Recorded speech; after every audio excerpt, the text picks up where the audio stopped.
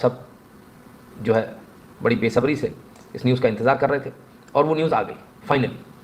हलाल, हलाल यानी जो कलमा पढ़कर आप गर्दन काटते हो किसी भी जानवर की, उसको हलाल कहा जाता है, यानी वो खाया जा सकता है। अब हलाल जो है वो सिर्फ मीट के लिए उपयोग होता है। मीट में कलमा पढ़कर जो है आपने काटा और कट लगाया, पूरा नहीं काटा, झटका नहीं किया, तो वो हलाल कहलाता है। हलाल और झटका दो तरह के मीट होते हैं। हलाल को लेकर एक सर्टिफिकेट बनना शुरू हुआ। वो बेसिकली सर्टिफिकेट जो था वो मीट एक्सपोर्ट के लिए था कि हलाल का ही होना चाहिए, हम हलाल के अलावा दूसरा नहीं खा सकते, वो हमारे लिए हराम है।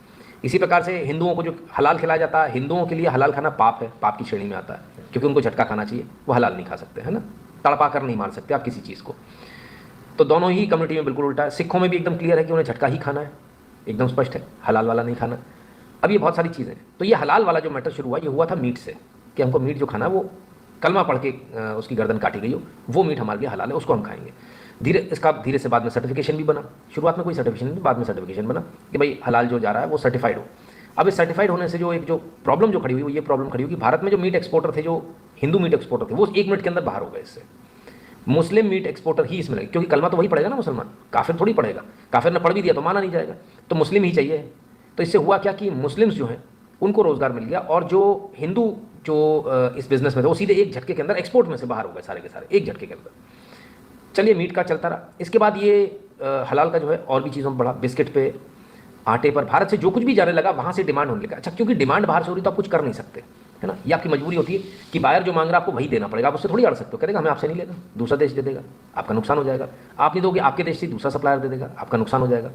तो इस दबाव के चलते जो है ना, सब ने हलाल सर्टिफिकेशन लेना शुरू किया, बड़ी बड़ी कंपनियों ने, जो बिस्किट कंपनी, मैं नाम नहीं लूँगा किसी का, बड़ी बड़ी कंपनियाँ, जिसमें आपकी राष्ट्रवादी कंपनियाँ भी हैं, आटे पर भी। अब क्योंकि उनको भेजना, अब इसमें 2 चीज़ें आई कि ये जो हलाल जो सर्टिफिकेशन था, इसकी जो पैकिंग थी, ये पैकिंग पर ही छापना है कि हलाल सर्टिफाइड है। अब इसमें पैकिंग का खर्चा बहुत बड़ा होता है, क्योंकि पॉलीथीन पैक बहुत महंगा पड़ता है प्रिंट कराने में ना, अच्छे अच्छे की दम निकल जाती है।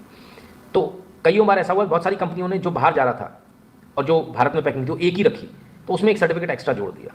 तो वहाँ तक तो समझ में आता, लेकिन समझ में ये नहीं आया कि भारत के अंदर ही हलाल का सर्टिफिकेशन ही चालू हो गया कि हलाल सर्टिफाइड खाना कौन सा, बिस्किट, ब्रेड, ये सब, है ना। अब इसको लेकर उत्तर प्रदेश में योगी सरकार ने सर्कुलर जारी कर दिया, अधिसूचना जारी कर दी। और क्या किया, कार्यालय आयुक्त खाद्य सुरक्षा एवं औषधि प्रशासन उत्तर प्रदेश क्या किया, कतिपय खाद्य उत्पादों तथा डेयरी उत्पाद, चीनी, बेकरी आदि बेकरी उत्पाद, पेपरमेंट ऑयल, नमकीन, ready to eat service, savouries व खाद्य तेल आदि के लेबल पर हलाल प्रमाण का उल्लेख किया जाना। खाद्य पदार्थों के संबंध में 2006 में 8 खाद्य विधेयकों को निरस्त करते हुए समेकित खाद्य विधि खाद्य सुरक्षा एवं मानक अधिनियम 2006 प्रतिपादित हुई, जिसके अंतर्गत खाद्य पदार्थों के लिए शीर्षस्थ संस्था भारतीय खाद्य संरक्षा एवं मानक प्राधिकरण द्वारा उक्त अधिनियम में दी गई व्यवस्थाओं की शक्तियों तथा अंतर्गत खाद्य पदार्थों के मानकों का निर्धारण किया गया, जिसके आधार पर खाद्य पदार्थों की गुणवत्ता सुनिश्चित की जाती है। उक्त अधिनियम तथा उक्त अंतर्गत प्रतिपादित विनियम धारा 89 के अंतर्गत सभी खाद्य पदार्थों पर अधिनियम प्रभावी है। अब कौन सा, एग मार्क की बात हो रही है। तो एग मार्क हम ले आए खाने के लिए। कब ले आए, पहले बहुत सारे अलग अलग सर्टिफिकेशन होते थे, 2006 में जो है ये सारे सर्टिफिकेशन खत्म कर दिए गए और इसको लेकर एक बन गया एग मार्क। खाने का कोई भी, चाहे वो देसी घी हो या बिस्किट है, एग मार्क सब पर होगा, ठीक है, खाने के पदार्थ पर एग मार्क हो। ये भारतीय संस्था है। इन्होंने क्या किया, ये दुनिया भर के और सर्टिफिकेशन ले आए, फलां सर्टिफिकेशन, ढिकां सर्टिफिकेशन, ऐसा सर्टिफिकेशन। अच्छा, हलाल में भी एक होता तो उसके हलाल के सर्टिफिकेशन वाली एजेंसियां खुल गई। तब तक तो ठीक था जब तक एक्सपोर्ट हो रहा था, क्योंकि आपको बिजनेस करना है, आपको एक्सपोर्ट करना है, वहाँ तक तो ठीक था। लेकिन भारत के अंदर जो चलाने का प्रयास हुआ और एक जो प्रेशर जो दिया गया कि नहीं इसके बिना तो आपका प्रोडक्ट चलेगा नहीं, दूसरे लोग लेंगे नहीं, मुस्लिम से आपका प्रोडक्ट खरीदेंगे नहीं अगर हलाल नहीं तो, और ये धीरे धीरे भारत में शुरू हो गया। तो ये बेसिकली जो है इलीगल एक्टिविटी थी, है ना, ये किसी भी प्रकार से सही नहीं था, ठीक है। अब क्या, तो इसको लेकर उत्तर प्रदेश सरकार ने पहली बार भारत के अंदर ऐसी पहल करी है कि हलाल को बैन कर दिया, नॉट हलाल को, हलाल सर्टिफिकेशन को बिस्किट, बेकरी प्रोडक्ट, इन पर से, मीट पर से नहीं किया है। मीट पर उनकी धार्मिक मान्यता, वो अपनी मजहबी मान्यता को अपनी मानते रहे, उसमें कोई मना नहीं कर रहा। मीट पर आप हलाल मीट बेचिए, कोई मना ही नहीं है। लेकिन बाकी के प्रोडक्ट्स जो आटा है, दाल है, फलाना है, ठिकाना, खाने के हैं, चिप्स है, ये है वो, इस पर चलिए यदि हलाल है तो ये हलाल का ना आप भंडारण कर सकते, ना बिक्री कर सकते, ना अपने पास वितरण कर सकते, कुछ भी नहीं कर सकते ना। एतत् खाद्य सुरक्षा एवं मानक अधिनियम की धारा 20(2)D के अधिनियम हेतु अधिनियम धारा 30(2)A के निहित अधिकार का प्रयोग करते हुए जन स्वास्थ्य के दृष्टिगत उत्तर प्रदेश राज्य की सीमा में हलाल प्रमाण युक्त खाद्य उत्पादनों के निर्माण, भंडारण, वितरण एवं बिक्री पर निर्यातक के लिए निर्यात हेतु उत्पाद खाद्य पदार्थ को छोड़कर तत्काल प्रभाव से प्रतिबंध लगाया जाता है। हमने शुरू से आपसे एक बात कही थी, यहाँ पर भी जो सर्टिफिकेशन जो कैंसिल की गई, जो माल बनाकर उसको स्टोर करना, उसका डिस्ट्रीब्यूशन करना या उसको बिक्री पर रखना, ये बैन कर दिया गया। इसमें एक एक्सक्लूजन दिया गया है, इस बैन में भी एक्सक्लूजन है। कौन सा? यदि आप निर्यात कर रहे हो, यदि आप खाड़ी देशों को, किसी मुस्लिम देश को माल बनाकर बेच रहे हो, उसमें कोई बुराई नहीं, उसमें आप भंडारण भी कर सकते हो, उसमें आप डिस्ट्रीब्यूशन भी कर सकते हो, लेकिन डिस्ट्रीब्यूशन भारत में नहीं होगा। डिस्ट्रीब्यूशन होगा एक्सपोर्टर के लिए कि वो सीधा एक्सपोर्ट करेगा। आप निर्माण भी कर सकते हो, लेकिन वो सिर्फ एक्सपोर्ट्स के लिए। और हम डे वन से एक ही चीज़ आपसे बोल रहे थे, कई सारे लोगों ने बोला था हलाल को बिल्कुल ब्लैंकेट बैन कर दो। हमने कहा नहीं, हलाल ब्लैंकेट बैन नहीं हो सकता, उसमें तो नुकसान हो जाएगा। इसलिए हलाल को भारत में बैन कर दिया गया और विदेशों के लिए एज इट इज़ रखा गया है। कोई उसमें विदेश में यदि आप एक्सपोर्ट करें तो उसमें आपको हलाल सर्टिफिकेशन की आवश्यकता पड़ेगी। बिल्कुल आप हलाल सर्टिफिकेशन लीजिए, हलाल सर्टिफिकेशन के साथ अपना जो आपका बिजनेस चल रहा था वो कीजिए। तो हलाल सर्टिफिकेशन में जो लोग एक्सपोर्ट कर रहे थे हलाल सर्टिफिकेशन लेके, उन्हें घबराने की बिल्कुल जरूरत नहीं है। आपके ऊपर कोई बैन नहीं लगा, आप अपना बिजनेस एज इट इज सुचारू रूप से कर सकते हैं। लेकिन जो लोग भारत के अंदर कर रहे थे, अब गलती से हलाल का कोई पैकेट रख मत लेना दुकान पर, मुकदमा दायर हो जाएगा, क्योंकि सरकार ने इसको बैन कर दिया है। ठीक है, तो जितने वो आपके वो आते हैं ना, चिप्स विप्स, ये वो फलान ढिकान, आड़ा है टेढ़ा है पर मेरा है, उन कंपनियों को बता देना कि ना अब ये भारत के अंदर मत देना, अब आपको पैकिंग बदलनी पड़ेगी। इसका मतलब ये हो गया, अब तक जो एक पैकिंग चला रहे थे जो लोग, उनको अब 2 पैकिंग रखनी पड़ेगी, एक्सक्लूसिवली फॉर एक्सपोर्ट। उसमें आप हलाल सर्टिफिकेट छापेंगे, और जो भारत में बिकना है, अगर आपको उत्तर प्रदेश की राज्य सीमा में बेचना है, और उत्तर प्रदेश में सबको बेचना है क्योंकि इतनी बड़ी आबादी है, तो उत्तर प्रदेश की राज्य सीमा में यदि आपको बेचना है तो उस पर हलाल लिखा हुआ नहीं होना चाहिए। क्लियर है? It's loud and clear. बात इतने पर भी नहीं रुकी कि चलो खाली बैन किया हो, बात वहाँ तक रुक जाए। बहुत बेदर्दी लोग हैं साहब, क्या ही बताएं। इतने पे भी बात रुक जाती तो भी ठीक था।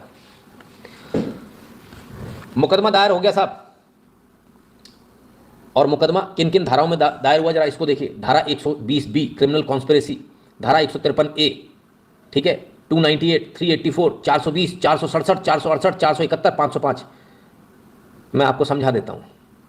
14 साल तक की, 7 साल तक की, इन दोनों का कंफर्म नहीं है। 7 से 14 साल, मिनिमम 7 साल 14 साल, 7 साल 14 साल सज़ा बता रहा हूँ।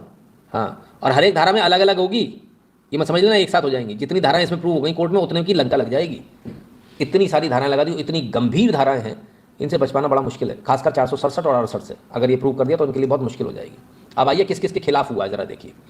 उत्पादन कंपनी हलाल इंडिया प्राइवेट लिमिटेड, चेन्नई, अज्ञात, कौन है इसका धनी धोरी मालूम नहीं रही, इसका पता मालूम नहीं है, लेकिन साहब सर्टिफिकेशन जारी कर रहे थे, अब निपट गए। दूसरी है जमीयत उलेमाए हिंद हलाल ट्रस्ट दिल्ली, इनका भी पता नहीं है, गायब है, कौन चला रहा है, ये भी निपट लिए। हलाल काउंसिल ऑफ इंडिया मुंबई, ये भी निपटेंगे। जमीयत उलेमा महाराष्ट्र मुंबई, देखिए कितने सारे हैं साहब। अन्य अज्ञात उत्पादन कंपनियों एवं अन्य अज्ञात कंपनियों के मालिक और प्रबंधक, अभी अज्ञात में समझ लो, जो उड़ा उसी का नाम धर लिया जाएगा सबसे पहले। अज्ञात सबसे खतरनाक होता है, ये जो अज्ञात लिखे हैं ना सर, यहाँ जो अज्ञात लिखा है सबसे खतरनाक काम है ये। जो उड़ा उसी का नाम जुड़ जाएगा खट्टे से। अच्छा तू ही तो अज्ञात था, आजा बेटा, नाम लिखा तो दिक्कत नहीं, नाम नहीं लिखा तो कभी भी नितिन शुक्ला का नाम डल जाएगा पट्टे से, अज्ञात थे ना बेटा, आ जाओ। राष्ट्र विरोधी षड्यंत्र करने वाले अन्य तमाम लोग, अरे बाप रे बाप, जिसने आवाज़ उठाई वो निपट जाएगा इसमें। अधिसूचना आतंकवादी संगठन व राष्ट्र विरोधी गतिविधियों संगठनों की फंडिंग करने ओए हाय हाय हाय वाले अन्य लोग, जन आस्था के साथ खिलवाड़ करते हुए व्यापक तौर पर दंगे कराने वाले अन्य लोग। मतलब छोटा मोटा मैटर नहीं है सर ये। कोई व्यक्ति यदि सोच रहा है कि सरकार इसमें, उत्तर प्रदेश सरकार या योगी जी इसमें एक कदम पीछे आ सकते हैं या केंद्र सरकार इसमें पीछे आने का दबाव बनाएगी, तो दिमाग से निकाल दे। क्योंकि जिस प्रकार से FIR की गई है, जिस प्रकार से धाराएं लगाई गई हैं और जिस प्रकार से अज्ञात लिखे गए और अज्ञात में जिन लोगों के नाम जोड़े गए, आस्था के साथ खिलवाड़ करने वाले, दंगे करने वाले, यानी अभी स्कोप बहुत खुला हुआ है, पूरा स्टेडियम खोल रखा है। आते जाओ, अपने नाम लिखाते जाओ और अंदर जाते जाओ। ये मत सोच लेना कि कुछ फर्क पड़ने वाला है, क्योंकि योगी जी बहुत सोच समझ कर आए। आतंकवादी संगठनों व राष्ट्र विरोधी गतिविधियों की फंडिंग करने वाले, यानी अभी तो इस FIR में बहुत सारी धाराएं और जुड़ना बाकी हैं। तो अज्ञात हैं सारे के सारे, जो उसका उसी का नाम जुड़ जाएगा पट्टे से। अब मजे की बात आप देखना, इसमें मुल्ले मौलाना सारे एक कोने में बैठ जाएंगे चुप होके, कोई नहीं आएगा, उसे मालूम मेरा नाम डल जाएगा, योगी से कोई लड़ नहीं पाएगा, है ना।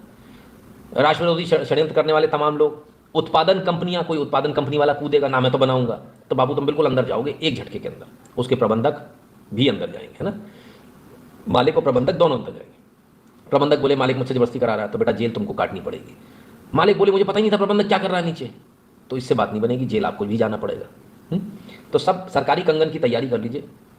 हलाल को बैन कर दिया गया है, एक्सपोर्ट के लिए नहीं किया गया, बाकी हलाल बैन है। तो इसको अच्छी तरह से समझ लें, जितनी अच्छी तरह से समझ लेंगे उतना अच्छा रहेगा लोगों के लिए। तमाम सारी जो इसमें एफआईआर बाकायदा पूरी फाड़ी गई है और एफआईआर में पूरा सब कुछ लिखा गया है। और ये जो है थाना हज़रतगंज लखनऊ में ये एफआईआर दर्ज की गई है और इसमें पहले से ही सारे क्लॉज लिख दिए गए, कौन कौन इसमें षड्यंत्र करने का प्रयास कर सकता है, कौन कौन लोग हैं, क्या क्या कर सकते हैं, राष्ट्र विरोधी गतिविधियां कौन कौन सी हो सकती हैं, उसको पहले से ही लेकर चले। यानी आप इसमें सिर्फ कुछ नहीं करना उनको। ये एफआईआर एक जो फट गई है, इसमें सिर्फ आपका नाम जोड़ेंगे प्यार से, एक पेपर लेंगे, उस पर लिखेंगे, उसमें आपका कथन होगा और कथन के बाद बड़े प्यार से उस पेपर को रख देंगे, आपका नाम जुड़ जाएगा एफआईआर में। एक धारा और लग जाएगी प्यार से, जैसे बोलते रासुका, राष्ट्रीय सुरक्षा कानून, एनएसए।